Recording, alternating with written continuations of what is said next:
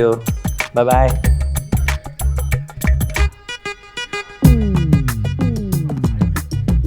Jessie,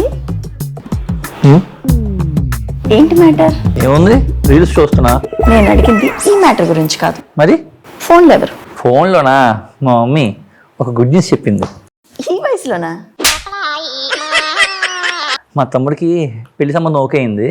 so నేను ఇప్పుడే మా ఊరు వెళ్ళాలి. అమ్మాయి పేరేంటో? కనకం. పేరులో తగ్గట్టుగానే ఆ అమ్మాయి కూడా చాలా పద్ధతి గల అమ్మాయి. ఆ పద్ధతి చూశాక పద్మశ్రీ ఇచ్చినా తక్కువే. ఎందుకంటే ఆ అమ్మాయి ఎవరితో మాట్లాడదు, అసలు ఇంట్లోంచి బయటికి వెళ్ళదంట. అసలు ఏం తప్పు చేసిందేంటో? ఇలాంటి మాటలు మాడితే నాకు ఎక్కడో కలిద్ది. నాకు కూడా కాలేదు. అయితే వెళ్ళి లోపలికి వెళ్ళి ఐస్ పెట్టుకో. నీకు కూడా తీసుకురమ్మంటావా? నాకేం అవసరంలా, నేను చల్లగానే ఉన్నా. నాకు కూడా అలానే ఉంది. నన్ను చూసి ఎవరికైనా లవ్ వస్తుంది, నీకేంటి ఇంత చిరాకు పడుతున్నావు? అయినా ఎవరికి నీ మీద లవ్ వస్తుంది? అందరికీ వస్తుంది, ఉన్నారులే చాలా మంది. షూరా? Sure. Jessie it's lover bye.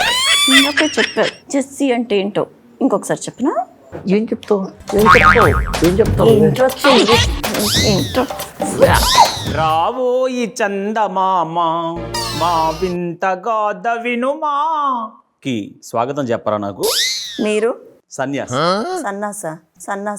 సన్యాసి కాదు, సన్యాసి. రెండింటికి తేడా ఏంటో? అందరూ వదిలేసిన వాడు సన్యాసి, అందరినీ వదిలేసిన వాడు సన్యాసి.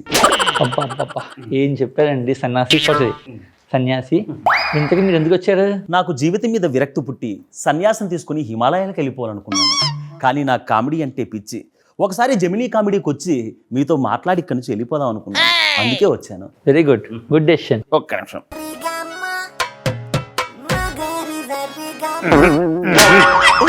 ఇది వెంకటేశ్వరం తీద్దామా? కాదు, వెంకటేశ్వర వైన్స్ తీర్థం.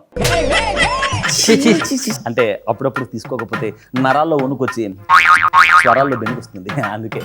అయినా ఈ మాటకా మాట. మీరు ఈ కషాయం పంచులు బాగున్నారు. కషాయం కాదు, కాషాయం. సారీ ఏమనుకోకండి, అమ్మాయికి తెలుగు రాదు. నీకొచ్చా? వాళ్ళకి కూడా రాదులే గాని. ఎందుకు మీరు సన్యాసం పుచ్చుకున్నారు? వయసులోనే ఉన్నారు కదా, హ్యాపీగా పెళ్లి చేసుకొని సెటిల్ అవ్వచ్చుగా. ఏమన్నారు? పెళ్లి చేసుకోవచ్చు కదా. ఎందుకు నవ్వుతున్నారు? నేనేం జోక్ చేయలేదే. పెళ్లి అనేది పెద్ద జోకే కదా. సరే జోకే అనుకుందాం. అసలు మీరు ఎందుకు పెళ్లి వైపు వెళ్ళలేదు? ఎందుకు వెళ్ళలేదు?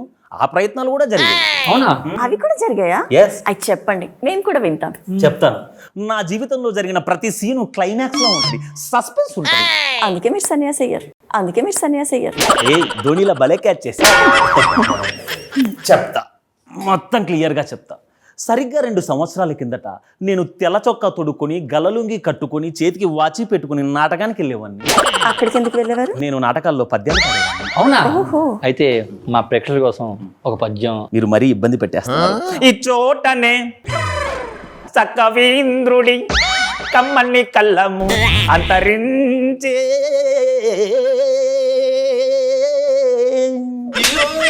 ఇలా పాడితే కలము కాదు, మనుషులు కూడా అంతరించిపోతారు. వదిలేండి, తర్వాత ఏమైనా చెప్పండి. చెప్తాను. అలా నాటకాల్లో నేను పద్యాలు పాడడం చూసి తరచూ ఒక అమ్మాయి నా దగ్గరకు వచ్చేది. అమ్మాయి పేరేంటి? పల్లవి. చెవులవి. నేను ఆ అమ్మాయి పేరు పల్లవి అని చెప్పాను. అలా రోజు వచ్చే నా పల్లవిని చూసి నేను ఒకరోజు మనసుపడ్డాను. ధైర్యం చేసి ఆ అమ్మాయి దగ్గరికి వెళ్ళి, పల్లవి నువ్వు ఒప్పుకుంటే నువ్వే నా పిల్లలకు తల్లివి అని ప్రపోజ్ చేశాను. మీరు పద్యాలతోనే కాదు, ప్రాసలతో కూడా మనుషుల్ని చంపేస్తారు. నీకు పద్యం నచ్చలేదనుకుంటా, నా దగ్గర ఇంకో పద్యం ఉంది. చలియో చల్లని ఆపేయండి ప్లీజ్. మీకు మజ్జిగ కావాలంటే వీడు బాగా పెడతాడు, తీసుకొస్తాడు. వద్దొద్దు, మజ్జిగ తాగితే దిగిపోద్ది. అయినా మీరు ఇలా ఆపేయండి అంటున్నారు, కానీ నా పల్లవికి నా పద్యంతో పాటు నా భావం కూడా బాగా నచ్చి మా పెళ్లికి అంగీకరించింది. ఇందులో ట్విస్ట్ ఏముంది? హ్యాపీ ఎండింగే కదా. అసలు ట్విస్ట్ ఇక్కడే ఉంది. ఏంటి మరి నాకేంటి? మీకేంటి? ద్రవపదార్థం ఉంది, ఘన పదార్థానికి ఏమైనా స్టఫ్. స్టఫా? మీరు నాకు స్టఫ్ ఇస్తే నేను మీకు స్టఫ్ ఇస్తాను. ఇస్తా కానీ నేను తర్వాత చూసుకుందాం. తర్వాత ఏముందో కొంచెం చెప్పయ్యా. ఆ తర్వాత మా పెళ్లికి మా ఇంట్లో పెద్దలు ఒప్పుకున్నారు, వాళ్ళ ఇంట్లో పెద్దలు కూడా ఒప్పుకున్నారు. కార్లు కొట్టించాను, కళ్యాణ మండపం కూడా బుక్ చేసుకున్నాను. కళ్యాణ మండపం మా బంధువులు వచ్చారు, వాళ్ళ బంధువులు వచ్చారు. కరెక్ట్ గా ఇంకో 10 నిమిషాల్లో ఆ అమ్మాయి మెల్లో తాళి కట్టబోతున్నాను. ఇప్పుడు ఎందుకులేండి అవన్నీ తర్వాత అడుగు. చెప్పండి. కరెక్ట్ గా 10 నిమిషాల్లో ఆ అమ్మాయి మెల్లో తాళి కట్టబోతున్నాను అనగా పల్లవి వామిటింగ్ చేసుకుంది. కళ్యాణ మండపంలో వామిటింగ్ చేసుకుందా? కొంపతీసి ఎగ్జాక్ట్ అదే డౌట్తో నేను డాక్టర్కు ఫోన్ చేశాను. డాక్టర్ వచ్చి మొత్తం పూర్తిగా చెక్ చేసిన తర్వాత ఇంకేముంది, ఫుడ్ పాయిజన్ అని చెప్పారు కదా.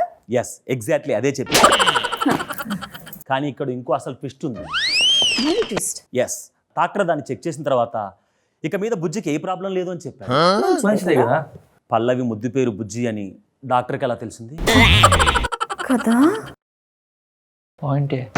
అంటే ఎస్ డాక్టర్కి ఆల్రెడీ ఎక్సే ఈ పల్లవి, వాళ్ళిద్దరూ ఆల్రెడీ 2-3 సార్లు అంటే పెళ్ళి జరగలేదన్నమాట. జరిగింది. కళ్యాణ మండపంలో అనుకున్న ముహూర్తానికి పెళ్లి గ్రాండ్ గా జరిగింది. కానీ దానికి నాకు కాదు, ఆ డాక్టర్ కి ఆ పల్లవికి వాడి మెల్లో స్కోప్ తీసి నా మెల్లో ఉన్న కండువా వాడి మెల్లో వేసి పెళ్లి కానిచ్చేహాము. మీకు విషయం తెలుసా, అక్కడ మంత్రాలు కూడా నేనే చదివాను. ఒకసారి ఎగ్జాంపుల్ వదలమంటారా? వద్దు. వద్దు. మీరు ఇష్టపడిన అమ్మాయిలందరూ మిమ్మల్ని రిజెక్ట్ చేశారు కదా, మిమ్మల్ని కూడా ఎవరో ఒకరు ఇష్టపడే ఉంటారు కదా. సిగ్గుపడుతున్నాడు. ప్లీజ్ సిగ్గుపడకుండా ఎవరో చెప్పండి. ఆ ముచ్చట కూడా జరిగింది. నన్ను ఒక అమ్మాయి గాఢంగా ప్రేమించి. అవునా? అవును, చెప్పాను కదా, నా జీవితంలో ప్రతి సీను క్లైమాక్స్ లో ఉంటుంది. ఇంతకీ ఈ అమ్మాయి ఎవరు? అవి నేను చిలకలూరుపేటలో నాటకాల్లో పద్యాలు పాడుతున్న రోజులు. నేను పద్యం పాడబోతుండగా ఒక అమ్మాయి నా దగ్గరకు వచ్చింది. ఇంతకీ ఏ పద్యం అది? ఈ చోటనే బాబు మీకు ఇచ్చోటనే తప్ప ఇంకో పద్యం రాదా? వచ్చండి. ఆ చోటనే. నెక్స్ట్ ఏంటో చెప్పండి. అలా పద్యం పాడుతుండగా ఆ అమ్మాయి నా దగ్గరకు వచ్చి, సండే తర్వాత మండే జీవితాంతం నువ్వు నాతో ఉండే అని చెప్పింది. అప్పటికి వయసు అయిపోతుంది కదా, కకృతి బుద్ధితో నేను ఏబిసిడి మన ఇద్దరం కరెక్ట్ జోడీ అని ఒప్పేసుకున్నాను. అలా మా పెళ్లి టాపిక్ పెళ్లి జోకులతో స్టార్ట్ అయిందిలేండి. వాడికేమో అది పెళ్లి జోకుల్లో ఉంది, పిల్ల జోకులను అర్థం కావట్లేదు. ఇంకేముంది, ఇద్దరం ఒక అండర్స్టాండింగ్ వచ్చేదని చెప్పేసి ఎప్పట్లాగే కళ్యాణ మండపం బుక్ చేసుకుని కార్డు కొట్టించుకొని బంధువులందరినీ పిలిచి పెళ్లి చేసుకుంటుంటే అచ్చి రావట్లేదని చెప్పేసి ఈసారి రివర్స్ గేర్ మార్చా. రిజిస్టర్ ఆఫీస్ లో ఎవరికి తెలియకోకుండా పెళ్లి చేసుకుందామని ఫిక్స్ అయ్యా. Good idea. కరెక్ట్ గా తెల్లవారితే పెళ్లి అనగా అనగా ఇప్పుడు ఎందుకులేండి మళ్ళీ ఇప్పుడు ఏంటి? ఓ బాబు చెప్పయ్యా స్వామి, చంపేసేలాగా ఉంది. కరెక్ట్ గా తెల్లవారితే పెళ్లి అనగా ఆ రోజు రాత్రి ఆ అమ్మాయి దగ్గర నుంచి నాకు ఒక మెసేజ్ వచ్చింది. ఏ మెసేజ్? ఇప్పుడు ఎందుకులేండి. ఓ బాబు చెప్పరా బాబు. ఇప్పుడు ఎందుకులేండి, ఇస్తా అన్నీ ఇస్తారు కదా. ఆ రోజు రాత్రి నాకు వచ్చిన మెసేజ్ ఏంటో తెలుసా? డార్లింగ్, తెల్లవారితే రిజిస్టర్ ఆఫీస్ లో నా పెళ్లి, ఈ రోజు రాత్రికి వచ్చిన నువ్వు అని వచ్చింది. అదేంటి, పెళ్లి చేసుకోపోయేది మీరే కదా. అవును కదా. మిమ్మల్ని లేపుకెళ్ళమందండి. కరెక్ట్ గా ఇదే డౌట్ ఆ అమ్మాయిని అడిగారా? అప్పుడు ఆ అమ్మాయి ఏం చెప్పిందో తెలుసా? సారీ కంగారులో మెసేజ్ నీకు వచ్చిందా అని చెప్పి.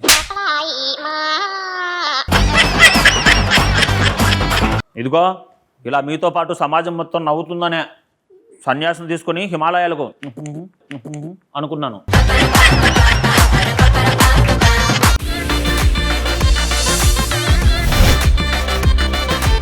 Hi hello welcome back to మా వింత కదా. వినుమా.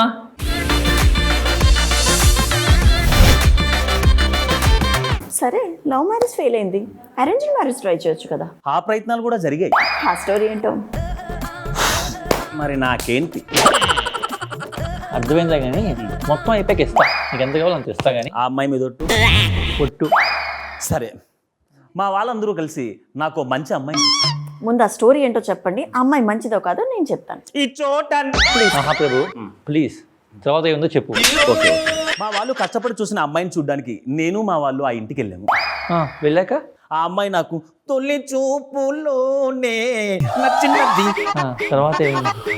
అప్పుడు ఆ అమ్మాయితో నేను, కాంత నీతో కాసేపు ఏకాంతంగా మాట్లాడాలి, అలా బయటకు వస్తావా అని అడిగాను. అమ్మాయి వెంటనే సిగ్గుతో అయ్యో పాపం అంతా మీరు ఇక్కడే పప్పన్నంలో కాలేశారు. అప్పుడు ఆ అమ్మాయి, బయట అయితే అందరూ చూస్తారు, బెడ్రూమ్లోకి పదా అని చెప్పింది.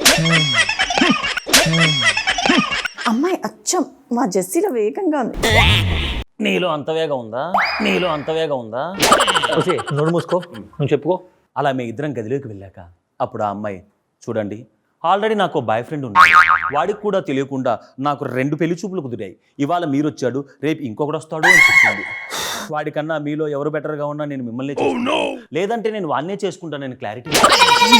ఆ అమ్మాయికి యాక్చువల్లీ చాలా క్లారిటీ. Exactly clarity. ఆ తర్వాత నేను ఏమండి బాయ్ ఫ్రెండ్ ఉన్నారంటున్నారు, మీ మధ్య ఏమైనా జరిగాయా అని అడిగాను. బాయ్ ఫ్రెండ్ ఆ మాత్రం జరగవా అని ఆ అమ్మాయి జంజీ కిడ్డి కన్నా దారుణంగా మాట్లాడింది.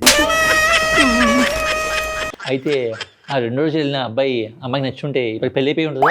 ఎంక్వైరీ చేశాను, ఆ అబ్బాయి కూడా ఆ అమ్మాయికి నచ్చలేదంట. ఇప్పటికీ మంచి సంబంధం కోసం పెళ్లి చూపులు చూస్తూనే ఉన్నాడు. ఇంతకు అమ్మాయి పేరేంటి? కనకం. కనకమా?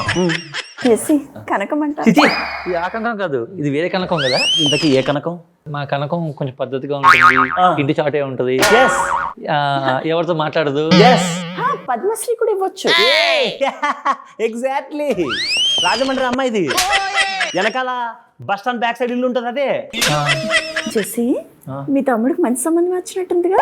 నోరు మూయి, నేను ఎలాగైనా సరే ఈ సంబంధాన్ని చెడగొట్టేస్తాను. చెడగొడదులే కానీ సన్యాసి గారు, మీకు ఒకటి అడగొచ్చా?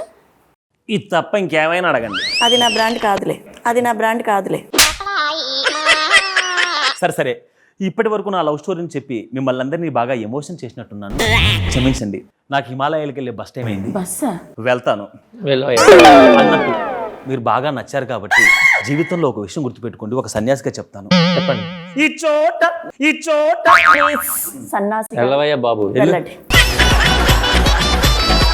ఇప్పుడు ఏం చేద్దాం జెస్సీ? ఇచ్చోటనే నీకు చెప్పించి కొట్టు. సరే కానీ మీ తమ్ముడిది పెళ్లి చూపులన్నా? అవును కదా. అరే ఇల్లు ఆఫీస్ వస్తానే. ఏం ఆపుతాలే, ఉండు. ఉండవే బాబు, కనకం చాలా పద్ధతి.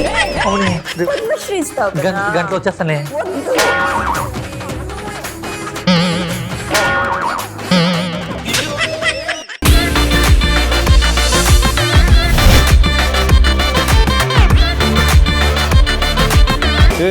ఏంటి మోహన్ ఏంటి నీ మొహానికి డ్రెస్సులు ఇవ్వడం ఎక్కువరా? లైఫ్లో సెటిల్ అవుదామని మా ఊరు సర్పంచ్ గారు అమ్మాయిని లైన్లో పెట్టాను. మీ అబ్బాయి కోసమా? నా కోసం అండి. అంటే ఇంత ఏజ్ వచ్చినా ఇప్పుడు ట్రెండ్ అదే కదా అక్క. వాడు నన్ను అక్క అంటాడేంటి? చూడడానికి కొంచెం ఏజ్డ్గా కనిపించినా సరే చిన్న పిల్ల. ఒకటే కూతురు, లైన్లో పెడితే లైఫ్ సెటిల్ కదా అక్క. మళ్ళీ అక్క. ఆ అమ్మాయిని లైన్లో సెట్ చేస్తే బాగుంటుందని యూత్లో మ్యాక్సిమం టైం దానికే స్పెండ్ చేశాను అక్క. వాడి యూత్ ఏంట్రా? చెప్తా అక్క. మళ్ళీ అక్క అన్నాడు. నువ్వు మధ్య డైవర్ట్ అవ్వకరా బాబు, నాకు పడుతున్నాయి. మా ఎంగేజ్మెంట్కి ఎమ్మెల్యే ఫ్యామిలీతో వచ్చాడనమాట. సిగ్గుపడకు, చచ్చిపోవాలనిపిస్తుంది. ఉండక్క చెప్పనివ్వు. మళ్ళీ అక్క అన్నాడు రావడు. అక్క ఇంకొకసారి అక్క అన్నావు, పక్క తీస్తాను. థ్యాంక్స్ అక్క. మళ్ళీ అక్క.